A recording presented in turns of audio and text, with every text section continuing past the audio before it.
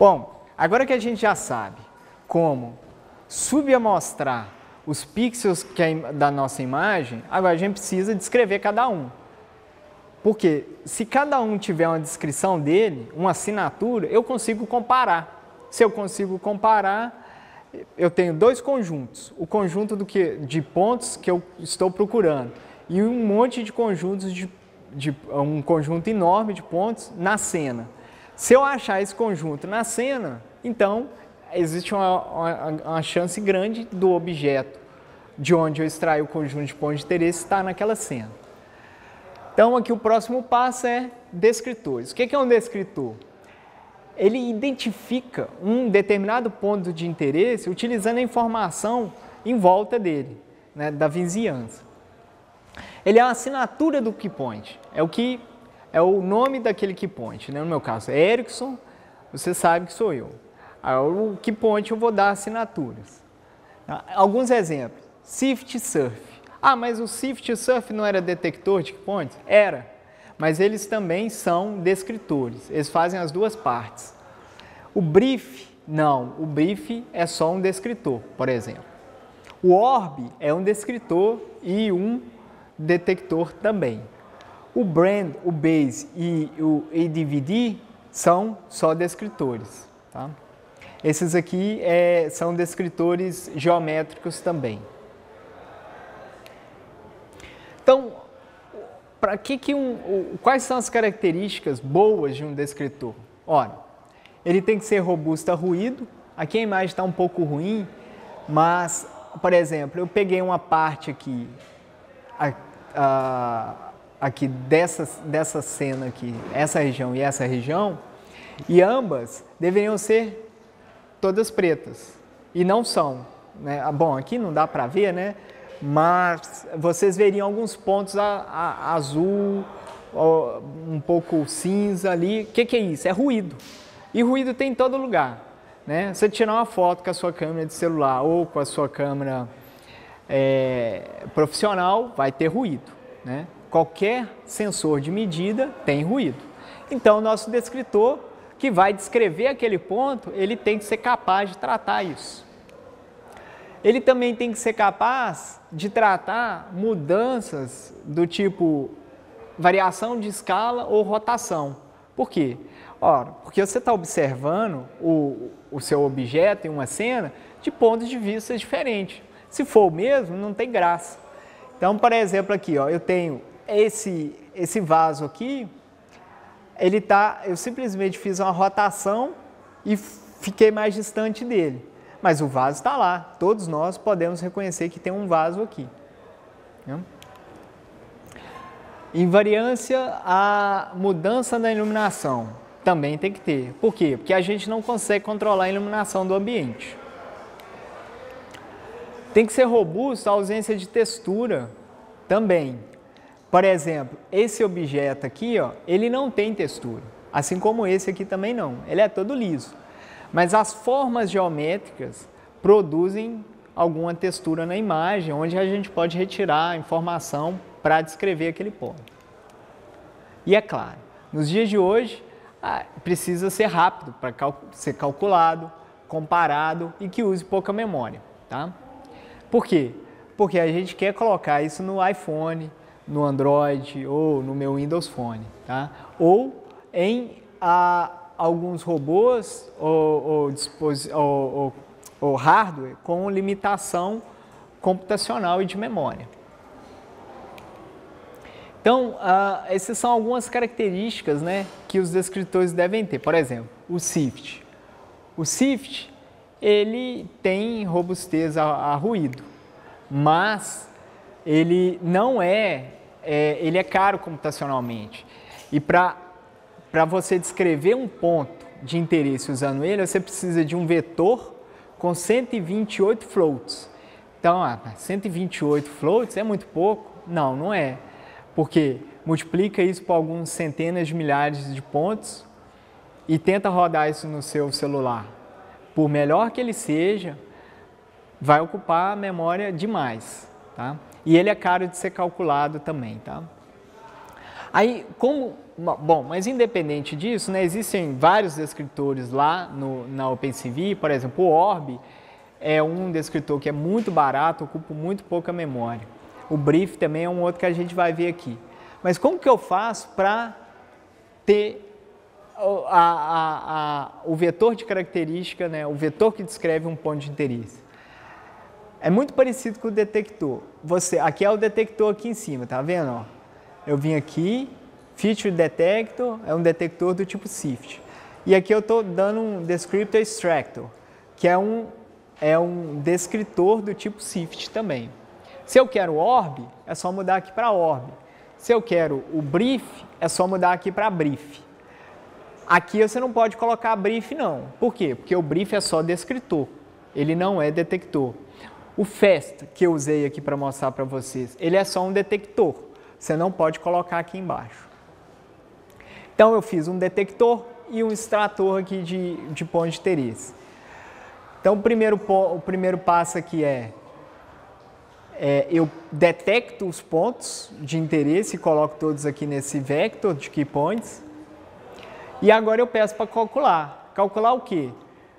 O descritor de cada um desses key points utilizando essa imagem.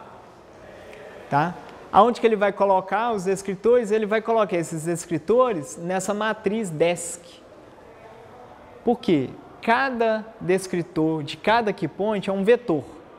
Se eu tenho N pontos de interesse, eu vou ter N vetores. Ou N matriz linha ou coluna. Então, o que ele faz ele pega e coloca cada linha dessa matriz, ele vai colocar o descritor de um ponto. Por exemplo, a primeira linha da matriz DESC vai conter o descritor do primeiro ponto de interesse, ou key point, que tiver no vector key points. Tá? No caso do SIFT, essa DESC vai ser uma matriz com tamanho, com key points.size linhas e 128 colunas, porque essa é a dimensão do descritor SIFT. Tá? Um outro exemplo de descritor é o Brief. Qual que é a diferença dele para o SIFT? É que ele é muito rápido de calcular e para comparar, e ele é muito barato para colocar em memória. O maior tamanho possível que você pode usar dele é 512 bits. 512 bits por descritor, por key point. É muito pouco. O problema é que ele não é invariante nem a rotação e nem a escala. Então, como que eu faço, por exemplo, para fazer extrair os descritores Brief? Eu posso criar um objeto do tipo Brief Descriptor Extractor, e aí eu dou o tamanho dele, ou seja, eu quero 16 bytes, 32 bytes ou 64 bytes. Tá? E aí você pede para calcular brief.compute, imagem, os pontos de interesse e aonde que ele vai colocar os descritores. Ou então você pode fazer assim. Extractor, você pede brief. O único problema de fazer dessa maneira é que você não consegue configurar o descritor para o tamanho que você quiser. Isso acontece também com os outros descritores, SIFT, SURF, tá?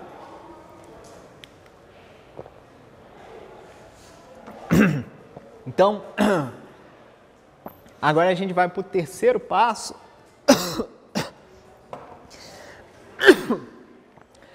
que é fazer o casamento desses descritores. Feito o casamento, eu consigo, por exemplo, aqui, ó, esse é um casamento bem sucedido. Esse ponto de interesse está sendo casado com esse ponto de interesse, está certinho. É claro que existem erros aqui, tá, gente? Mas vocês vão ver que tem mais acertos do que erros. Como que eu tenho um conjunto de nomes, dois conjuntos de nome, A e B. Como que eu faço para saber quais são correspondentes? A forma mais intuitiva de fazer isso é uma força bruta, todos contra todos. Então, para cada descritor D1, eu vou comparar ele com o descritor D2. O que tiver a menor distância que eu estiver usando como similaridade entre os descritores vão ser os correspondentes. Qual que é o problema disso? É que ele é O de n ao quadrado. Tá?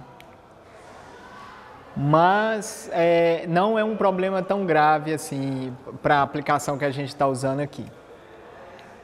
Qual que seria a função de distância entre esses descritores? Tá? Aí vai depender do descritor. Por exemplo, no SIFT a gente usa a distância euclidiana para comparar um descritor com o outro. Tá? Vocês podem também usar a diferença absoluta aqui, ao invés de usar a soma da diferença ao quadrado. Aqui é importante é o seguinte, se você usa SIFT, SURF, por exemplo, você pode usar essa aqui, ou essa, né? Mas o ideal seria essa aqui, essa primeira, SSD. Agora, se você estiver usando o BRIF, você não pode usar nem essa e nem essa, porque o BRIF, ele descreve um ponto de interesse por uma string de bits. E a forma de comparar strings de bits é usando a distância de Hamming. Tá? Se você tem dois histogramas que representam um ponto de interesse, a forma mais adequada é usar correlação. Ok? Tudo bem, isso aqui não é um negócio tão complicado, porque se você tentar usar essa distância aqui no BRIF, vai dar problema, a OpenCV reclama. Tá? Aí, uma forma de melhorar, porque como vocês viram, vão ter muitos erros grosseiros, do tipo um ponto casando com outro que não tem nada a ver. Uma forma rápida de melhorar isso é o seguinte, fazendo cross-check, que é, eu comparo a imagem 1 com a imagem 2, tem uma lista de correspondentes. Depois eu faço o mesmo da imagem 2 com a imagem 1, com os descritores, é claro, tá? E aí eu vejo quais são que se repetem. Aqueles que não se repetirem tem alta chance de ser um erro grosseiro. E aí eu retiro eles. Isso já melhora um pouco. Como que a gente pode fazer isso na OpenCV? Não precisa implementar aquele código de força bruta que eu falei, não. Tem essa função aqui, ó, um match de força bruta. Você define qual que é a distância que você quer usar para fazer a comparação entre os descritores. Pode ser norma L1, pode ser norma L2, pode ser a distância de Hamming. E aí você fala se você quer fazer o cross-check aqui, se ele é igual a true, no caso que eu quero. E aí você tem a sua matriz com os descritores da imagem 1 e a sua matriz com os descritores da imagem 2. Pede ele para fazer o match e ele vai te dar todos os matches aqui nesse vector, que é um vector de D-match.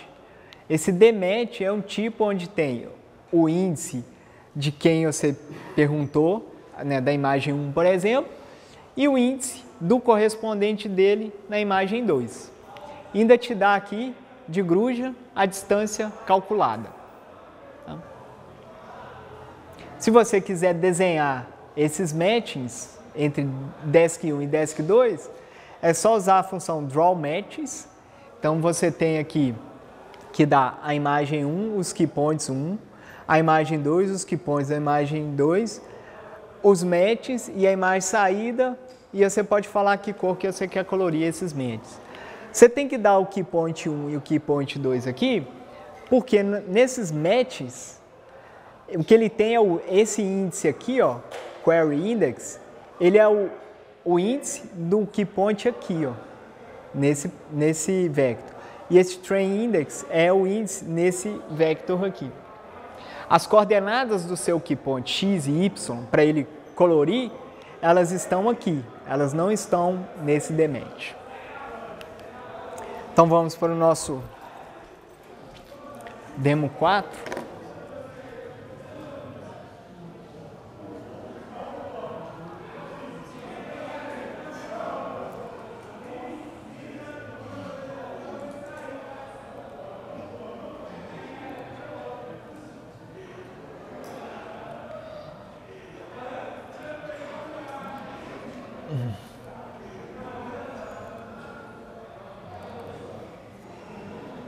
Acho que é.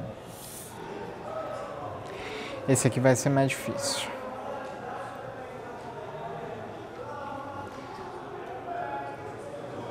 Aí, primeiro eu defini a imagem de referência. Por isso que eu cheguei aqui pertinho aqui, ó. Aí eu apertei o R aqui para ele salvar aquela imagem, tá? Agora eu vou pedir para ele fazer o matching. Aí ele está fazendo o matching. Deixa eu só tentar trazer um pouquinho para cá. Aí. Então agora ele está fazendo o matching dos descritores lá. Você vê que eu vou colocar aqui, deixa eu ver aqui. Aumenta, tá vendo? Aumenta a quantidade. Quando eu faço assim, ah lá, ele continua ainda porque eu estou usando um descritor que é invariante a rotação. Ó. Existem aqui correspondências feitas erradas? Existem. E não são poucas, não. Mas também tem muitas correspondências aqui corretas, tá? Se a gente conseguir filtrar de alguma maneira essas correspondências erradas, é possível então que a gente consiga detectar, né, os pontos de interesse. Possivelmente as distâncias dessas correspondências que vocês estão vendo aí agora são muito grandes. Então, além de usar o cross-checking, uma coisa que a gente pode fazer fácil é definir uma distância máxima. Por exemplo, se o meu descritor ele tem um tamanho de 256 bits e a distância de Hamming está falando que a menor distância aqui é 128, tem alguma coisa de errada, porque metade dos bits do seu descritor são diferentes, tá? Essa é uma forma assim, simplória, né? Muito simples de ser feita, mas dá um resultado ok. Tem formas mais robustas, tá? e eficientes de fazer esse tipo de filtro. Mas eu não vou falar e entrar em detalhes sobre elas agora, não. Depois, se vocês quiserem conversar comigo, eu explico direitinho.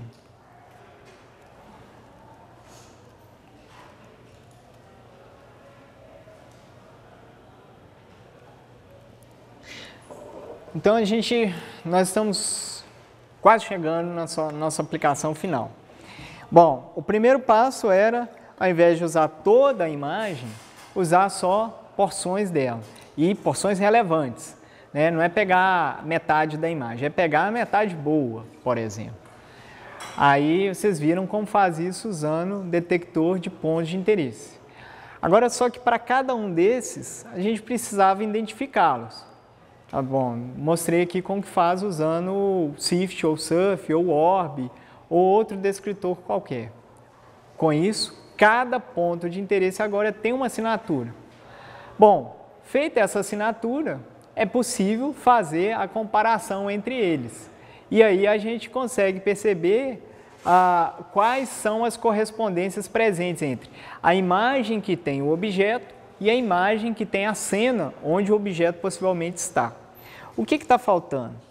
Está faltando a gente fazer o mapeamento da informação que tem na imagem do objeto que a gente precisa, na imagem da cena. Ali é um exemplo, né? Eu tenho as várias correspondências em verde e um mapeamento em vermelho. Para fazer isso, a gente pode usar uma coisa que chama homografia. Nesse caso, a gente pode. Por quê? O que é uma homografia? A homografia é uma transformação que mapeia pontos que estão em um plano para pontos que estão em outro plano. Tá? Acontece que os pontos que estão na capa desse livro aqui, se eu não fizer isso com ele, se eu manter ele assim, esses pontos estão num plano. Qual plano? Esse plano aqui, ó. E quando eu mostrar ele na cena, independente de onde que ele esteja, ele está em outro plano. Só que esse plano foi rotacionado, né, ou transladado. Então, nesse caso, é uma ótima ideia para a gente fazer esse mapeamento usando essa transformação com esse nome, né, homografia. E também, bom, imagens são planos, né? E outra coisa interessante é que tem um monte de planos no mundo ao redor da gente, tá? Quase tudo que a gente constrói tem plano, né? Então, a gente pode usar essa transformação para fazer esse mapeamento entre imagens. Então, qualquer ideia é o seguinte, eu tenho uma transformação H que mapeia um ponto 2D X em outro 2D X', tá? Aí aqui é só um exemplo rápido, né? Eu tenho um ponto X e o ponto X' e tenho a matriz H que está mapeando eles. Aqui os pontos estão em coordenadas homogêneas, significa que eu tenho uma terceira coordenada aqui homogeneizando elas. Isso aqui vocês não precisam se preocupar por enquanto, nesse mini curso não. Mas o que eu quero mostrar aqui é o seguinte, esse ponto X aqui é o pixel na imagem do objeto e o ponto X' aqui é o pixel na imagem da cena. Se eu tenho eles correspondentes, aliás, se eu tenho essa homografia, para cada ponto do objeto eu transformo ele para o ponto lá na cena. Tá? Como que é feito isso? Na OpenCV ela provê essa Find Homography, aí você tem aqui que dá para ela os pontos de uma imagem, né, da imagem fonte e da imagem destino, o método usado para calcular a homografia e o limiar que vai depender do método que você usa, tá? Por exemplo, se você usar esse método aqui que é o Randsack, você pode definir um limiar aqui. O Randsack, ele é um método feito, que ele é robusto a erros grosseiros. O que são erros grosseiros? São erros que, por exemplo, eu posso ter um erro no meu equipamento de medir. Imagina que você está medindo algo e o seu equipamento ele tem alguns ruídos. Tá? Agora, se você se distrair um pouco, durante as medidas você pode fazer um erro muito forte lá. Imagina que você tem uma reta e você tem vários pontos próximos daquela reta. Eles não estão exatamente na reta, são só próximos. Mas se você, sem querer errar na hora da medida, vai ter um ponto completamente fora da reta, lá em cima ou lá embaixo. Isso é um erro grosseiro. E o Randsack é uma forma de estimar, por exemplo, essa reta sem que esses erros atrapalhem a sua estimação. A gente vai usar ele aqui. E esse limiar aqui é para definir o que, a partir de qual distância que aquele erro se torna um erro grosseiro. Ou pode usar o método dos mínimos quadrados também, que usa todos os pontos. Tá? Bom, para encontrar a homografia ali, a gente precisa dos pontos de source e os pontos destinos. E eles devem ser correspondentes. Então, eu tenho aqui N pontos aqui e N pontos do lado de cá. O primeiro ponto desse aqui tem que ser correspondente ao primeiro desse. O segundo ao segundo desse. E assim sucessivamente. Tá? Como que a gente faz isso? Ora, cada ponto aqui é um key point. E quem são os correspondentes? Como que eu defino as correspondências entre eles? Usando a correspondência feita pelos descritores anteriormente. Né? Então, aqui eu estou definindo dois vectors, né? Um vector que eu chamei de obj e outro de sin.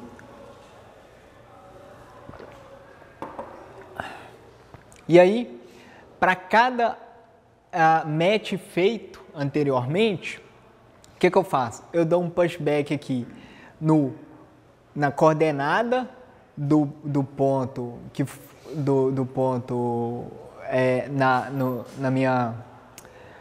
na minha imagem onde tem o objeto e depois dou um pushback também na sin do ponto do pixel correspondente a esse ponto de interesse na imagem da cena. Pronto, tô guardando as correspondências.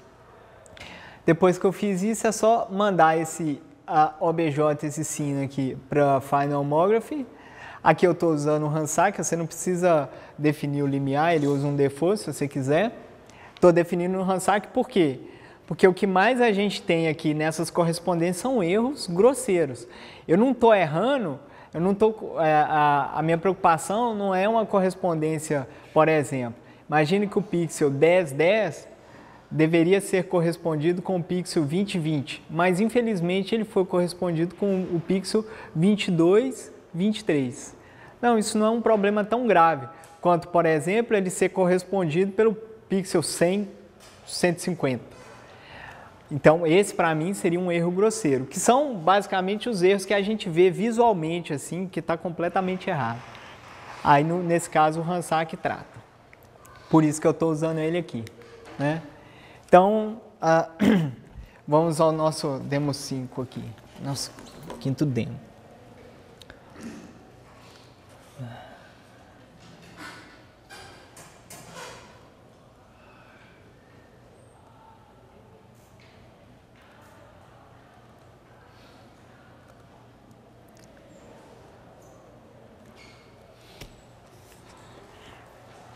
Vamos lá.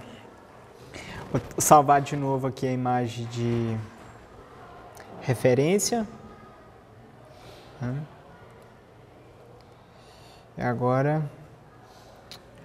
vou pedir ele para procurar. Ixi, eu vou ter que aumentar aqui o tamanho da janela. Será que eu vou conseguir?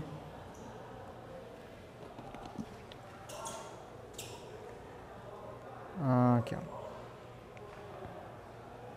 Vocês podem ver que, mesmo com todas as correspondências erradas, tá?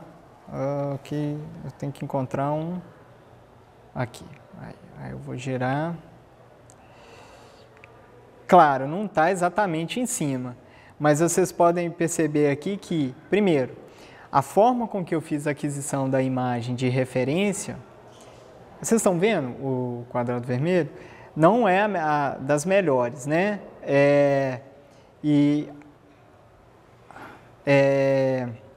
Mas mesmo assim, e tem um monte ali de erro grosseiro ali e erros de correspondência. Mas mesmo assim é possível ainda estimar a matriz, a homografia, lá, independente da rotação, e com uma variação de iluminação muito forte, tá vendo? Na capa do livro. Aí, se vocês quisessem, né, fazer um detector do tipo detectei ou não detectei, vocês veem que quando eu tiro o livro, fica um monte de retas vermelhas, tudo doido ali andando. Ali é porque ele não está conseguindo calcular uma matriz de homografia razoável, tá? Está calculando uma transformação muito doida. Então, e você consegue medir isso e falar, não foi encontrado objeto. Aí, quando alguém coloca o objeto lá, você tem uma homografia, e aí você fala, o objeto está na cena, e você pode falar, inclusive, aonde que ele está e qual é a posição, tá vendo aqui? Eu estou girando, dependendo do jeito... Aqui, ó. Eu venho girando ele. Opa, perdi ele aqui. E ele continua lá, né? Opa, acabou que eu fui um pouco rápido hoje. Bom, era isso que eu queria mostrar para vocês, né? Sobre a OpenCV e as aplicações possíveis. Se vocês tiverem alguma pergunta, qual que é o seu nome? Horaci. Horaci perguntou lá das aplicações lá de reconstrução 3D, né, que eu falei dos buracos lá na hora de fazer a aquisição da Vênus de Milo. É por causa do sensor. O Kinetic, todo mundo que já brincou com o Kinetic, quando olhou lá para a nuvem, o mapa de profundidade dele, vê que percebe duas coisas. Uma, é muito ruidoso, ele fica mexendo, aquilo é ruído, né? Porque está lendo ali profundidade.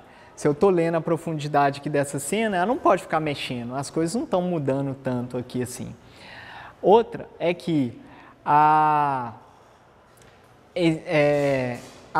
a tecnologia usada para fazer a estimativa da profundidade, que é basicamente usar um padrão usando luz infravermelho, é muito complicado de usar no meio outdoor.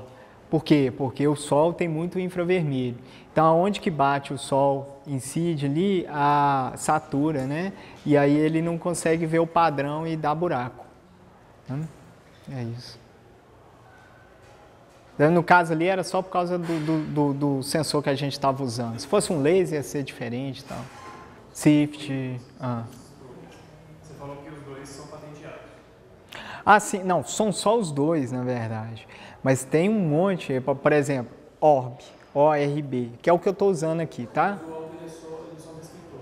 Não, ele é um detector também.